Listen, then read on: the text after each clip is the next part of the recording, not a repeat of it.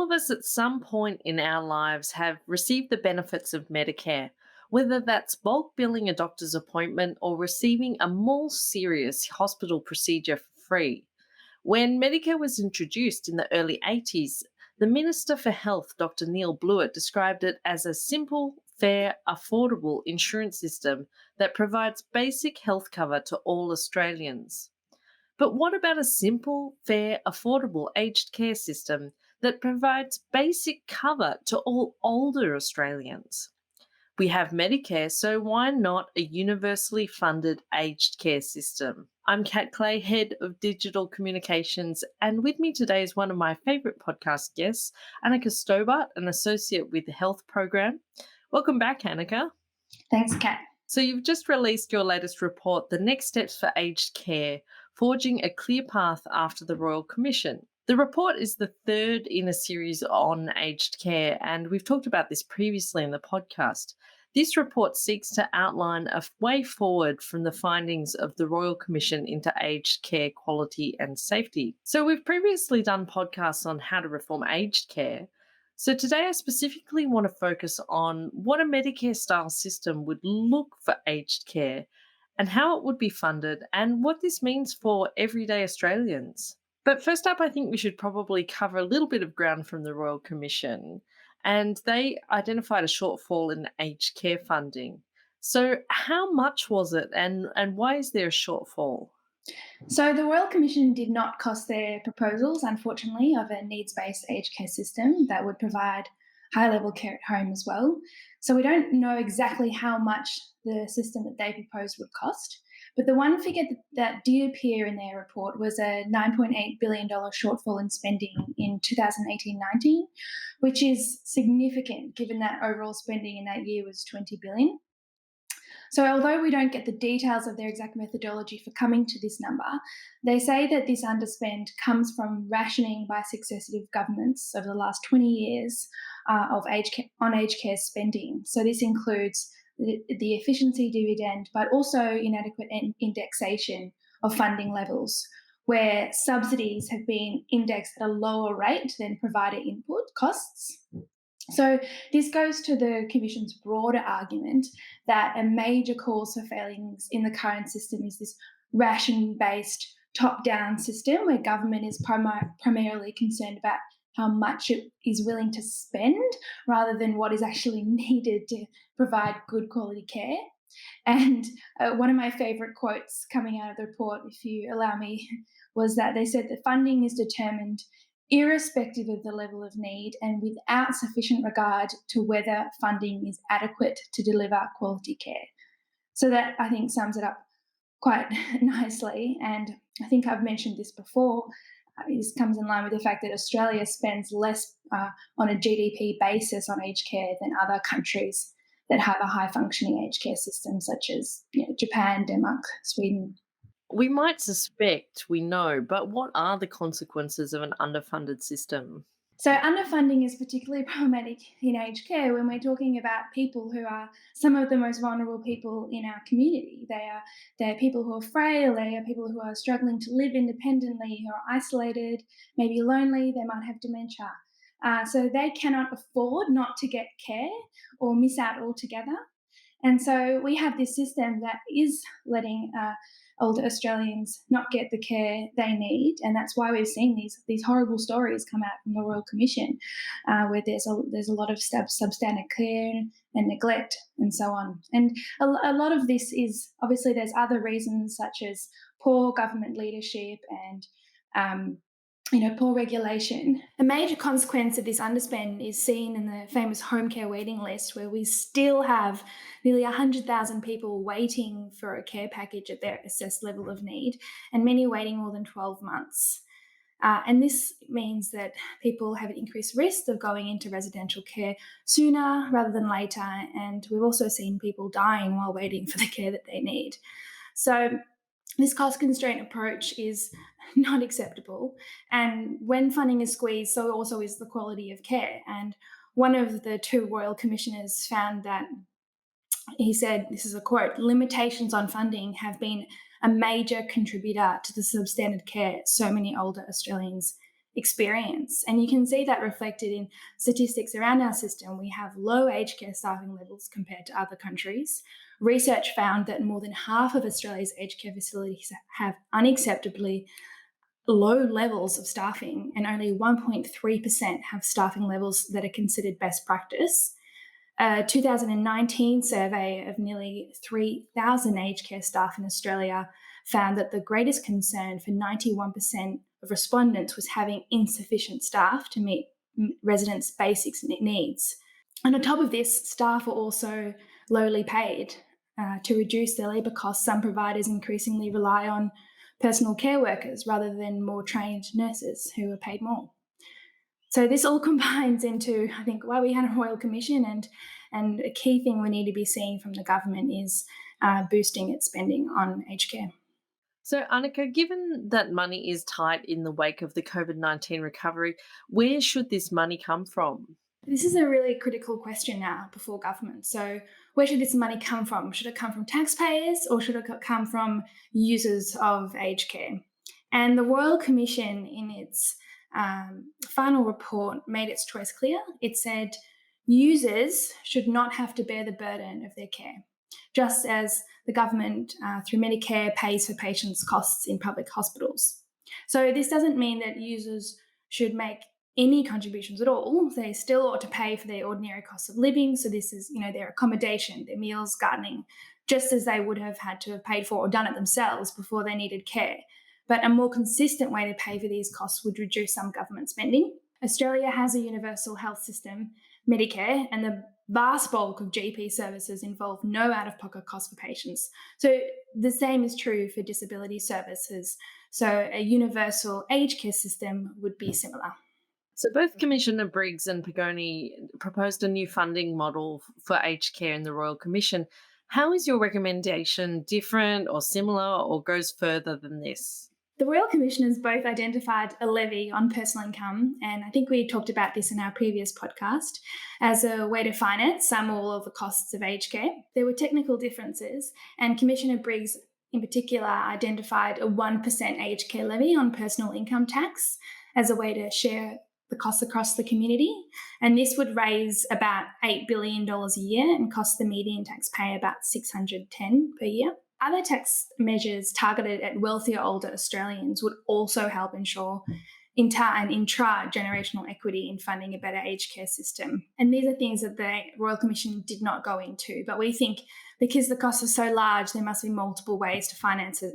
And the government is really the one that needs to decide the best way to go about this increased spending.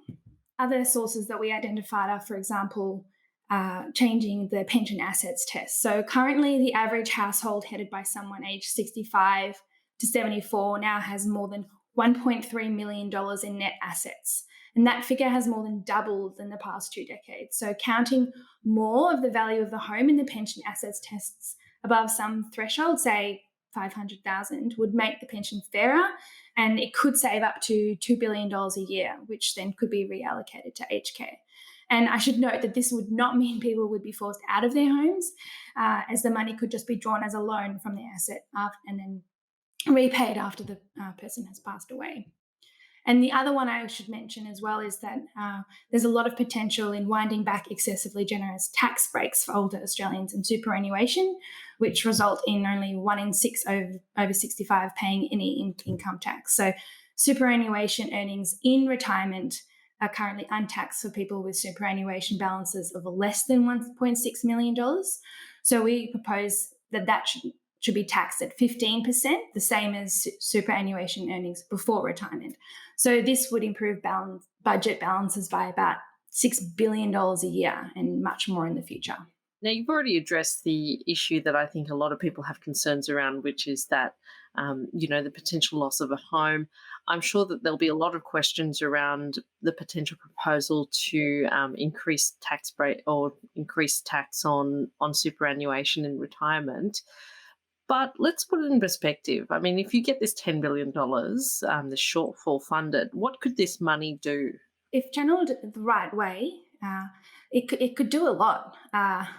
There's a real potential here to fix a lot of the problems in the system. So, for example, We could clear the 100-person waiting list and we could see everyone receive the care they need within 30 days, which was the timeline that the Royal Commission recommended.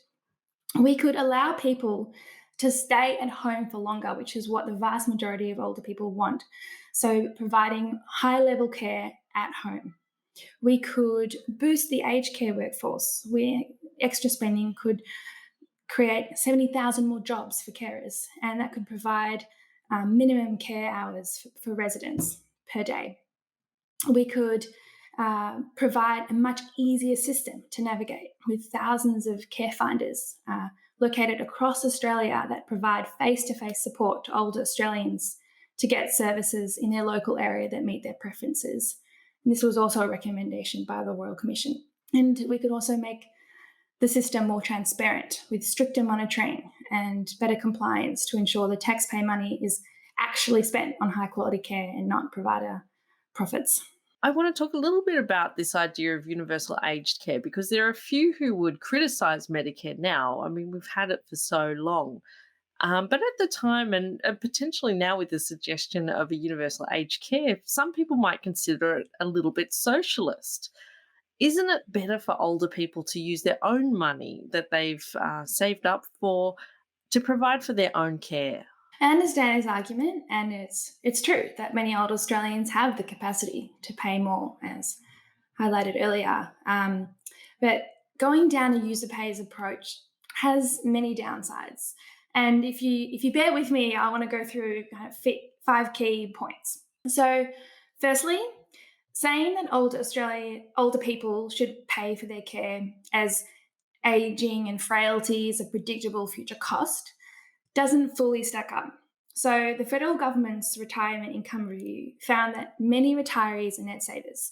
They die with most of their retirement savings still intact, in large part because they are concerned about future health and aged care costs. So, universal funding would actually reduce the need for these precautionary savings in older age because they wouldn't need to worry about how they're going to fund for their possible care needs.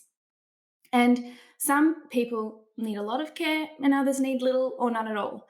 And then this is not always predictable. We don't know if we're going to get dementia in older age, which could result in many years of care. So, a universal approach would provide insurance for people with high care needs and ensure this also horizontal equity between older Australians. And not making users pay lifts this burden from frailer, sicker, and generally poorer people who need the services, and instead spreads it across taxpayers, especially wealthier people who generally pay more tax. So that's point one. Point two is critics say that it could also result in out of control spending, as it comes with moral hazards. This idea that people will consume more if it has a zero price. But eliminating user contributions for care costs has little moral hazard because funding will be based on an independent assessment of a person's needs, going through a criteria process.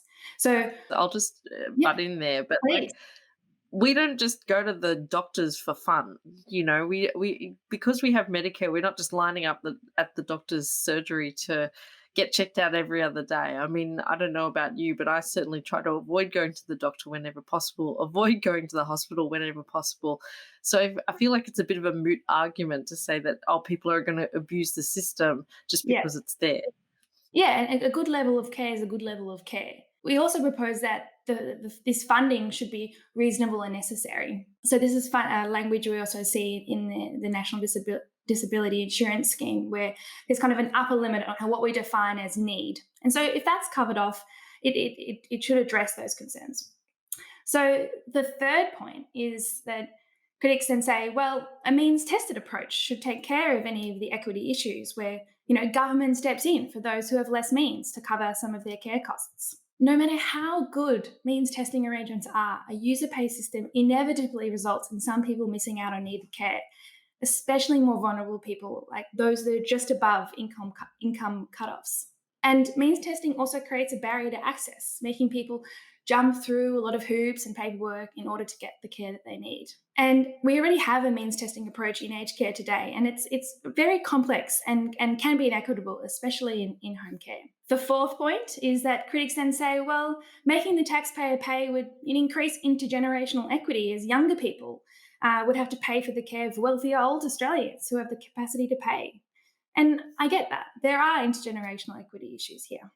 But we don't think these issues should be addressed through a direct user pays model for aged care. And this should be actually addressed by a broader tax system. And these are some of the recommendations I outlined earlier around addressing, the pension assets test and the super tax breaks. And just lastly, I want to also note that a universal approach to aged care is not unusual.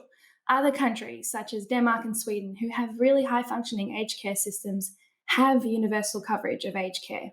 So imagine creating an aged care system that we can take pride in, just like we do with Medicare. Thanks, Anika. Now, we've talked about the numbers here for a bit, but I'm wondering how these funding changes would affect things on the ground and affect the system in a very practical way.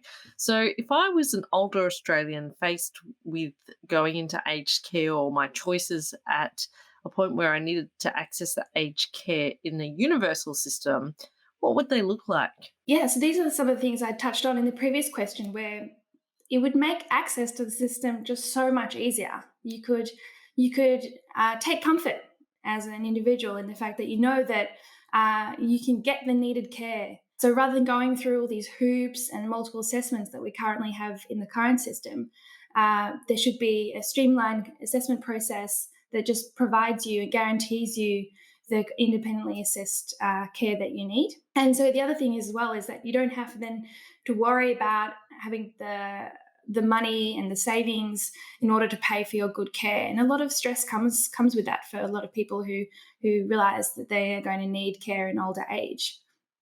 And so they don't have to go through this confusing means testing process and just trust that the system will guarantee high quality care for you. And I was going to actually pull out a quote from what the commissioner said. So, providing a universal system needs to be enshrined in a new Aged Care Act. And in recommendation 1, the commissioners say that this new Aged Care Act, which should be rights based, should provide a system of aged care based on a universal right to high quality, safe, and timely support and care to assist older people to live an active, self-determined, and meaningful life, and ensure older people receive high quality care in a safe and caring environment for dignified living in old age. And I think that kind of encapsulates it well. It's saying that older Australians have rights to have meaningful lives in older age, and so we should have a universal system that can provide for that. Say I get you your $10 billion. Having all this extra money is pretty good, right? Should we just dump it into the current system and see what happens? Absolutely not. Yeah, you've picked up on a good point there. The current system has many flaws, as identified by the Royal Commission. So, just channeling more money into the current system, it'll just disappear or go into the wrong things with the wrong emphasis. So, we actually need to make sure that we have the right governance structures in place, the right accountability systems in place, so that money actually goes to good quality care. And that also requires, obviously, transparency to show that taxpayer money is spent in the right way.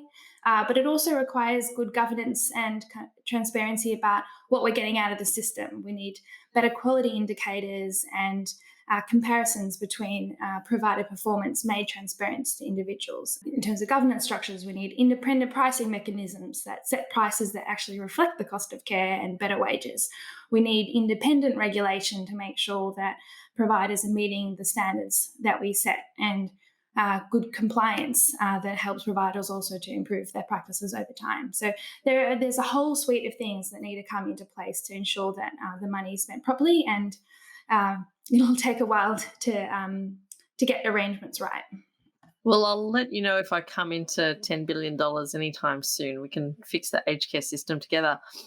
So these are all radical overhauls. This is a big, bold proposal. How Mhm. long would it take to change the system, and where do we start? Good question. The Royal Commission set out a 5-year timeline. So that is firstly, short-term fixes to how things are currently working. So, for example, in the short term, clear the waiting list before we then transition in a few years' time to a better kind of system to get care at home. Some reforms might take even longer than 5 years. So, for example, workforce reform needs a real long view as the population ages. But the bulk of the things can be done over the next 5 years, and we should be doing things as soon as possible because we have seen the statistics of the number of issues that arise on a weekly basis in the aged care system. So we really, really can't wait. And there are lots of things that the government can do in the short term. And the Royal Commission did kind of outline some really short term things like boosting funding and some basic transparency measures. We could register all personal care workers fairly easily. We could mandate training requirements fairly easily. So these are things that need to happen quickly. And then to set up the new system, so the new kind of aged care program that they propose and the new funding mechanisms, we propose that an independent aged care transition body should be established to really drive a cultural change in the way that aged care is managed. And they should then be responsible for kind of thinking about and working and implementing these more structural changes to the system and also phasing them in to make sure that they're working as they're implemented. So there are many things on the agenda and expectations are high following 2 years of a Royal Commission. The government must now show that this process was not a waste of time and money and make significant announcements in this May budget, including a timeline for showing how it will address the Royal Commission recommendations. Well, we wait with bated breath for that May budget. It's something that's a big deal in the Grattan office here, and a lot of our staff are fascinated and will have a lot to say about that upcoming budget. So we'll certainly have some podcasts around that topic. So thank you so much, Anika. As you say in this report, aged care reform is more than a political challenge, it's a moral imperative. You can read the report we've discussed today for free on our website, as well as all the other aged care reports we've produced in the series at grattan.edu.au.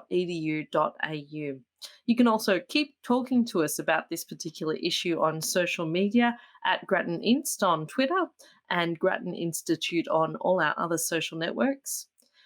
Finally, I'd just like to say thank you so much for listening again, and take care.